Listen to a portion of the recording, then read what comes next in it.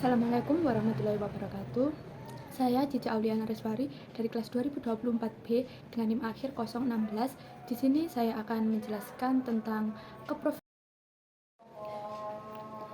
guru PAUD berperan sebagai pengasuh dan pendidik bagi anak-anak usia dini dalam pendidikan non-formal. Nah, usia ini dianggap sangat krusial karena masih dalam perkembangan fisik, kognitif, dan sosial.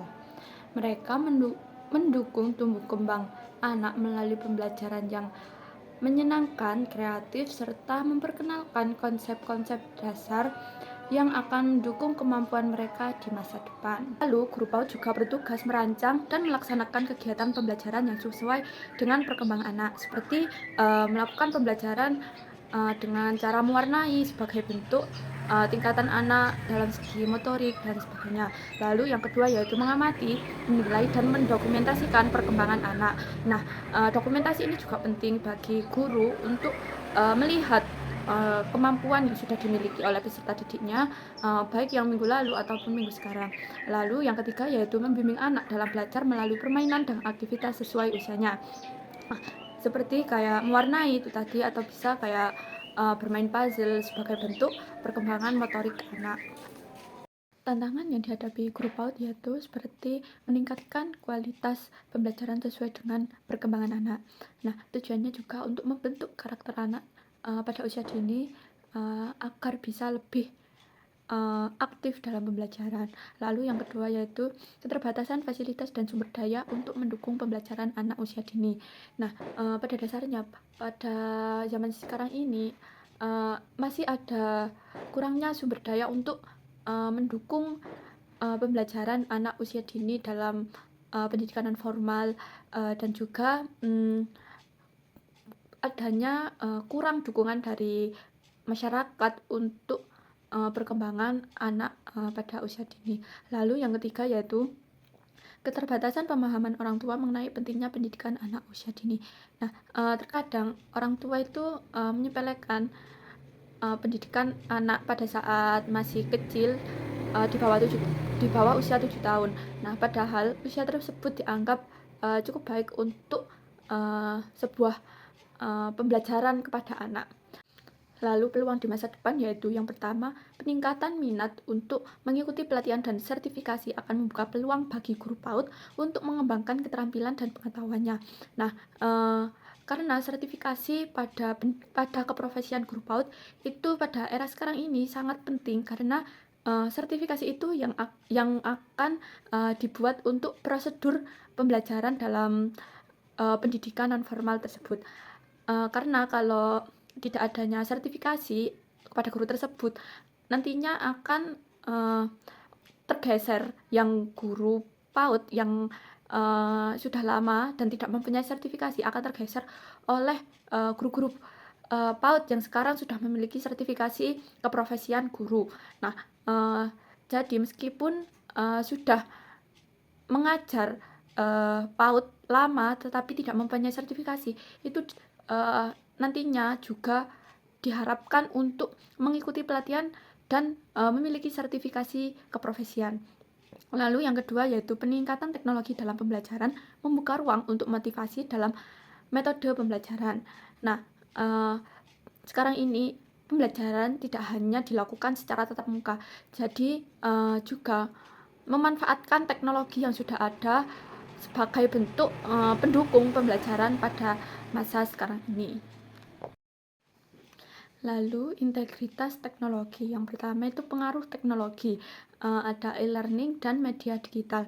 Nah, e-learning seperti yang saya jelaskan tadi, adanya perkembangan teknologi yang menyebabkan mau tidak mau pendidik harus bisa memanfaatkan teknologi dengan baik dalam pembelajaran anak usia dini. Jadi tidak monoton harus menggunakan media tatap muka dan kayak mewarnai atau membaca. Nah, bisa dikolaborasikan dengan menggunakan bantuan teknologi. Lalu media digital. Nah, juga misalnya seperti kayak melihat video tapi video yang dimaksud itu memberikan edukasi kepada anak-anak dan memberikan pembelajaran dalam video tersebut, tidak hanya menonton video atau menonton kartun yang tidak ada pengaruh pendidikan. Lalu adaptasi di masa depan. Yang pertama yaitu pembelajaran digital yang mengintegrasikan multimedia untuk menarik perhatian anak. Nah, seperti yang saya sebutkan tadi, jadi adanya teknologi dalam pendidikan ini harus kita manfaatkan dengan baik, dan juga kita jadikan metode pembelajaran yang menarik supaya anak-anak, apalagi anak usia dini, bisa mengikuti pembelajaran dengan efektif dan juga bisa berpengaruh baik kepada anak tersebut.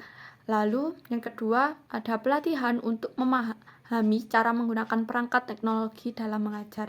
Nah, pelatihan ini biasanya dikhususkan untuk wali murid atau orang tua peserta didik. Terkadang apalagi dalam pedesaan banyak orang tua yang bisa dibilang kurang update dalam teknologi, dan juga kayak masih bingung untuk menggunakan media-media digital lainnya. Nah, dari situ juga kita bisa memberikan ajaran tidak kepada anaknya tetapi kepada orang tuanya juga untuk bisa menggunakan teknologi dengan baik, karena itu juga nantinya akan digunakan oleh anaknya juga. Jadi orang tua belajar, anak juga belajar dan mendapatkan pendidikan atau manfaat yang baik. Tinjauan terhadap kebijakan dan isu sosial. Kebijakan yang pertama yaitu pelatihan dan sertifikasi guru PAUD. Nah, pelatihan ini juga penting bagi guru-guru yang dulunya hanya dalam pendidikan SMA atau SMK. Nah, itu bisa digunakan sebagai edukasi untuk meningkatkan pembelajaran pada pendidikan PAUD, dan juga sertifikasi digunakan untuk penunjang karir keprofesian guru tersebut. Lalu yang kedua pendidikan inklusif. Nah, pendidikan inklusif ini dalam beberapa pendidikan PAUD itu masih minim adanya pendidikan inklusif yang ada di dalam pendidikan tersebut, karena mungkin yang pertama kurangnya ada guru inklusif yang ada dalam lembaga tersebut. Nah, hal itu yang menjadi kurangnya ada pendidikan inklusif di pendidikan PAUD. Lalu ada isu sosial. Yang pertama yaitu kesetaraan akses pendidikan. Nah, yang saya tahu pada daerah-daerah pelosok atau desa yang sangat desa sekali itu masih minim pendidikan, apalagi pendidikan anak usia dini. Lalu yang kedua yaitu peningkatan kualitas pendidikan. Nah, peningkatan kualitas pendidikan ini juga bisa memanfaatkan teknologi yang ada, karena pada sekarang ini teknologi berkembang sangat pesat. Nah, hal tersebut bisa digunakan sebagai metode peningkatan pembelajaran pada pendidikan PAUD. Lalu yang ketiga yaitu pemberdayaan perempuan. Nah, banyaknya perempuan pada sekarang ini atau juga yang berpendidikan sebagai guru PAUD itu banyak yang perempuan. Nah, itu bisa digunakan sebagai bentuk memberdayakan perempuan agar bisa memiliki sertifikasi yang nantinya digunakan untuk melamar pekerjaan sebagai guru PAUD ataupun admin yang ada di lembaga tersebut. Keterampilan yang dibutuhkan di masa depan. Yang pertama yaitu kemampuan komunikasi, karena berkomunikasi dengan anak-anak, orang tua, dan rekan kerja itu sangat penting dalam sebuah lembaga, karena hal tersebut yang nantinya menjadikan lembaga tersebut bisa berjalan dengan lancar dan bisa berkembang dengan baik. Lalu yang kedua yaitu kreativitas dan inovasi, mengembangkan metode pembelajaran yang menarik dan sesuai dengan kebutuhan perkembangan anak. Nah, jadi guru PAUD itu harus memberikan kreasi-kreasi yang baru kepada anak-anak agar anak-anak pada usia tersebut pastinya mudah bosan dan kalau bosan dia tidak mau kayak bermalas-malasan nantinya pada saat pembelajaran. Lalu yang 3 yaitu kemampuan teknologi.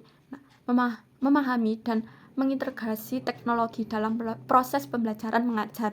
Nah, seperti yang kayak saya katakan tadi, kemajuan teknologi ini juga harus bisa kita manfaatkan dengan baik dalam pendidikan. Lalu yang keempat yaitu kesabaran dan empati. Kemampuan untuk bekerja dengan anak-anak dan memahami kebutuhan mereka secara individu. Nah, apalagi pada keprofesian guru PAUD ini, yang kita pastinya menghadapi anak-anak juga harus bisa memiliki kesabaran yang cukup banyak, karena pasti anak-anak, apalagi anak kecil itu kan susah diatur dan terkadang juga melihat temannya main, ikut main, lalu ada yang tidak mau mengerjakan, dia juga tidak ikut mengerjakan. Jadi kita harus bisa memberikan arahan kepada anak itu agar bisa kondusif dan bisa mengikuti pembelajaran dengan baik. SDD dalam guru PAUD yang pertama itu ada SDD 4 atau pendidikan berkualitas. Nah, pendidikan anak usia dini merupakan fondasi yang penting dalam mencapai pendidikan yang berkualitas bagi semua. Lalu ada SDD 5, yaitu kesetaraan gender. Guru PAUD memberikan kesempatan yang sama bagi anak-anak perempuan dan laki-laki untuk berkembang. Jadi tidak ada perbedaan antara anak perempuan dan laki-laki dalam pendidikan anak usia dini atau PAUD. Lalu SDD 10 yaitu pengurangan ketimpangan. Dengan memberikan akses pendidikan yang merata, profesi ini turut mengurangi ketimpangan sosial ekonomi. Nah, jadi pentingnya pendidikan apalagi daerah-daerah pelosok. Nah, itu jika adanya pendidikan di daerah tersebut bisa menjadi penunjang keprofesian guru yang ada di daerah tersebut. Lalu ada SDD 3 atau kesehatan dan kesejahteraan, yaitu pendidikan yang baik pada usia dini berperan dalam meningkatkan kesehatan mental dan fisik anak. Yang terakhir yaitu refleksi diri dan rencana karir. Pada zaman sekarang tidak hanya guru yang mengajar di satuan formal yang harus memiliki sertifikasi keprofesian guru, tetapi juga pada pendidikan non formal. Lalu rencana karir, saya ingin mendirikan sebuah lembaga yang bisa bermanfaat bagi masyarakat sekitar, tidak hanya dalam pendidikan saja, tetapi juga seperti Sanggar Tari dan beberapa lembaga lainnya sesuai dengan skill yang saya miliki. Nah, hal tersebut mudah-mudahan bisa terwujud nantinya sebagai bentuk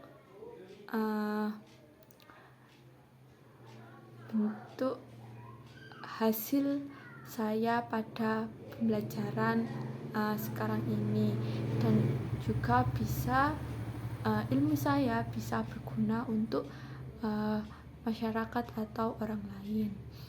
Sekian yang bisa saya sampaikan. Apabila ada kurangnya pemahaman atau kesalahan kata yang saya ucapkan, saya mohon maaf. Sekian, wassalamualaikum warahmatullahi wabarakatuh.